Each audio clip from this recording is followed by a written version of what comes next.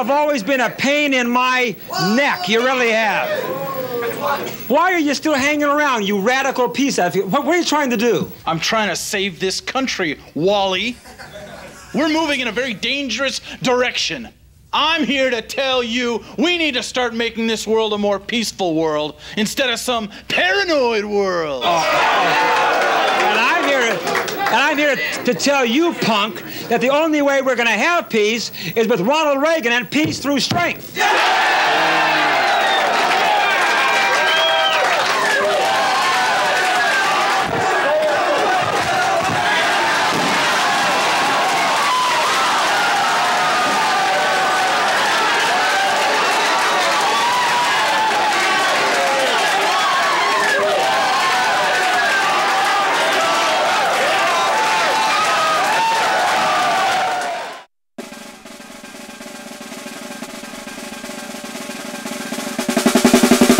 Who is Pete Jones? Excuse me, ma'am. Do you know who Pete Jones is? Yeah, he's the guy who sings, "What do pussycat, whoa." No, sorry. Excuse me, sir.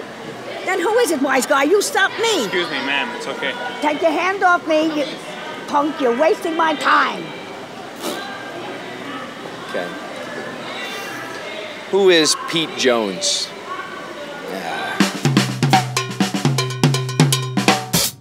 Pete Jones was this kid growing up in Brooklyn. At 14, he was the newspaper delivery boy for the Canarsie Courier. By the time he was 22, he was the editor. Soon found that wasn't really his calling and decided to pursue journalism. He often said that there weren't many good journalists who were pursuing the truth about the truth. Yeah, I met him in county, in jail, in county jail. I was in there for a little while. He was doing a little stretch himself. He was in there for saying something about somebody. He had everybody in stitches all the time, you know, even the prison guards, they really liked him. He didn't get butt raped like I did. Just kidding. We're independent, okay? We print the dirt. Now, Pete had a lot of it. Pete sometimes would bring in stuff that we couldn't print, but that's when he'd have it translated into Braille.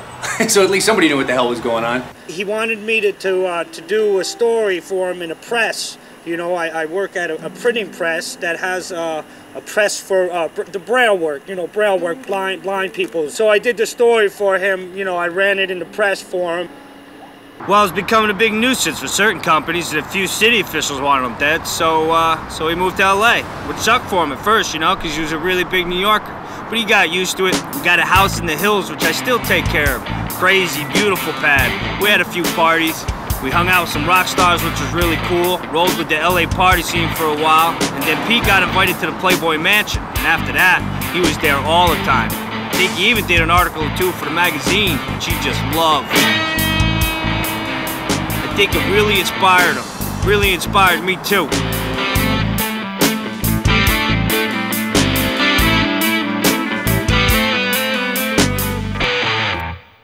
He dished out all kinds of facts, mostly about government agencies, oil companies, the CIA. He could understand why people didn't get mad.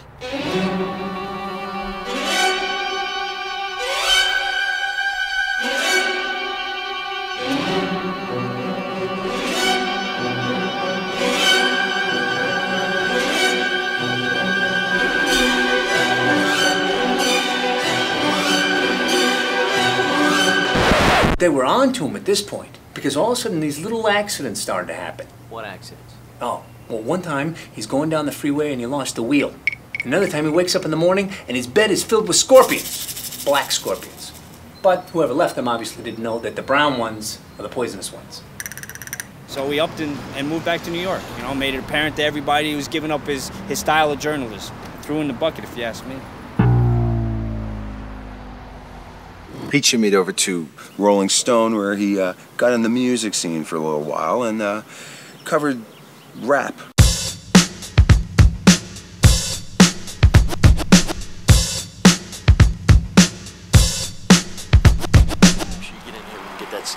Yo, what the fuck's up with the camera, man? What the fuck? Hey, relax. We're just doing an independent documentary on Pete Jones, okay? We just want to answer a few questions. Ah, Pete Jones? Why'd you say nothing, man? okay? Yo, what's this for? It's an independent film documentary. You guys knew him, right? You guys used to be like... Hell yeah, Yeah, fuck yeah, man. Yo, New York in the house. Yeah. He saw us in some huge ass competition at the dam for me. We took second place, boy. Yeah, but we should have had first, man. That shit was rigged. But PJ saw what was up. That's right, and he hooked us up. With a record label. That's right, he was all about us. Then we had a hit Record called No Doubt About Us. Rip, rip, rip, roar, rip, rip, roar, roar, rip, rip, roar, roar. Zing, zing, zing, zing. Well, once he was introduced to the music scene, I mean, he was out every night. I mean, he was a big boozer, a big partier. And he always had a gorgeous woman on his arm. Well, even the rock and rollers were jealous of this guy. And he was nothing special. I mean, he was all right.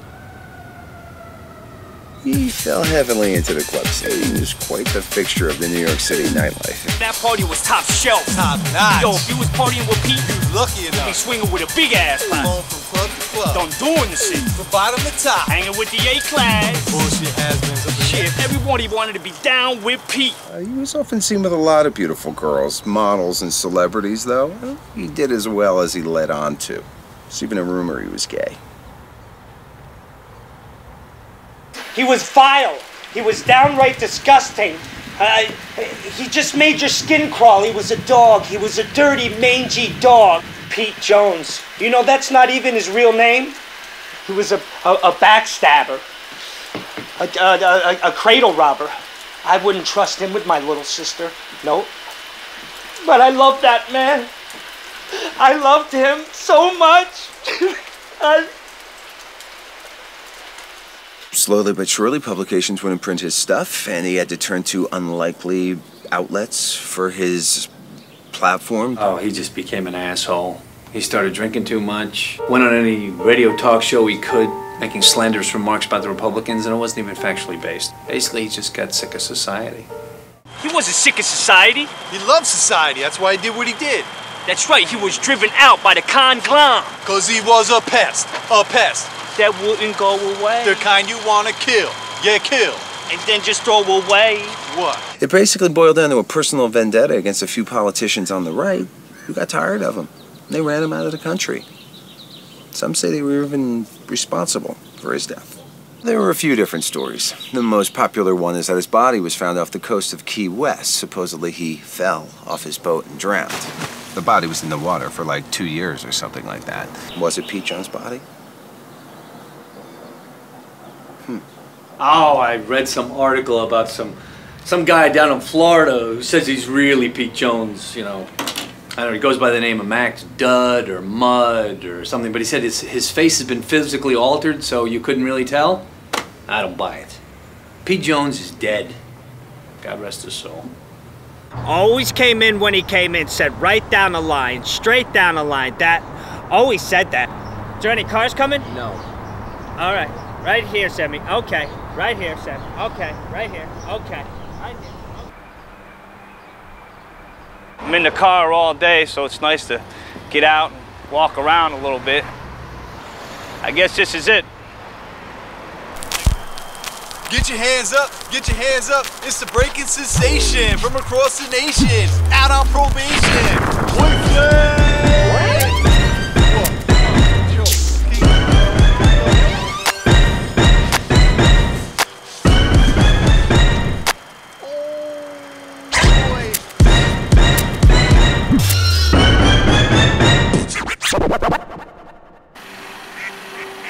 What finally made you go over the edge to become a recluse? Well, to be perfectly honest with you, Julian, you know, things were just coming at me way too fast, you know. I mean, don't get me wrong, it was all a good fortune, but, you know, I couldn't really tell who's my friends anymore, you know.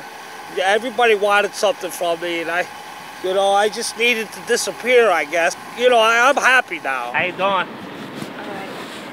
Like to get a cup of coffee? No, thank you. All right. Have a nice evening. People in society, do they still respect you? Well, respect, I mean, well, you know, what is respect anyway? You know, I mean, like, I respect my parent. I think from now on, I'm just going to keep it straight down the line. You know? Yeah, it's all good, you know?